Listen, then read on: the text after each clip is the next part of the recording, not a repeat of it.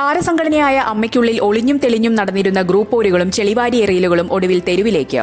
നടി അൻസിബ ഹസനെതിരെ തൃപ്പൂണിത്തുറ പോലീസ് സ്റ്റേഷനിൽ വ്യാജ പരാതി നൽകിയെന്ന ആരോപണങ്ങൾക്ക് മറുപടിയുമായി സംഘടനയുടെ വൈസ് പ്രസിഡന്റ് കൂടിയായ ലക്ഷ്മിപ്രിയ നടത്തിയ വാർത്താസമ്മേളനമാണ് മലയാള സിനിമയെ വീണ്ടും നാണം കെടുത്തിയിരിക്കുന്നത്. സംഘടനയിലെ പരാതിയുടെയും ചേരിപ്പോരുകളുടെയും യഥാർത്ഥ ഉറവിടം നടി നീന കുറുപ്പാണെന്നും അൻസിബയ്ക്കെതിരെ അവിഹിത കഥകൾ ഉണ്ടാക്കിയത് നീന കുറുപ്പാണെന്നും ലക്ഷ്മിപ്രിയ തുറന്നടിച്ചു. തനിക്കെതിരെ ഉയരുന്ന ആരോപണങ്ങൾക്ക് പിന്നിൽ സെക്രട്ടറി നീന കുറുപ്പും പരിവാരങ്ങളുമാണെന്നും അമ്മ ഓഫീസ് ഇപ്പോൾ ഒരു അധോലോകമായി മാറിയിരിക്കുകയാണെന്നും ലക്ഷ്മിപ്രിയ ആരോപിച്ചു. വളരെ ചെറിയ പ്രായത്തിൽ വിവാഹിതയായ തനിക്ക് ഫോൺ ലോക്ക് ചെയ്തു വെക്കുന്ന ശീലമില്ലെന്ന് ലക്ഷ്മിപ്രിയ പറഞ്ഞു. ഭർത്താവിനും മകൾക്കും എപ്പോഴും ആക്സസ് ചെയ്യാവുന്ന രീതിയിലാണ് ഫോൺ വെക്കാറുള്ളത്.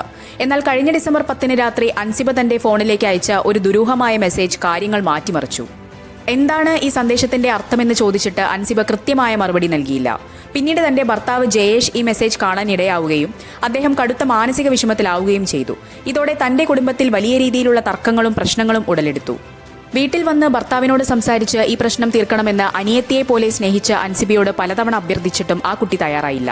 തന്റെ ഫോൺ കോളുകൾ പോലും അൻസിബ ബ്ലോക്ക് ചെയ്തു. സ്വന്തം കുടുംബജീവിതം തകരുന്ന ഘട്ടത്തിലെത്തിയപ്പോഴാണ് മറ്റൊരു വഴിയുമില്ലാതെ ജനുവരി പകുതിയോടെ ഹിൽ പാലസ് വനിതാ സെല്ലിൽ പരാതി നൽകേണ്ടി വന്നതെന്ന് ലക്ഷ്മിപ്രിയ വെളിപ്പെടുത്തി.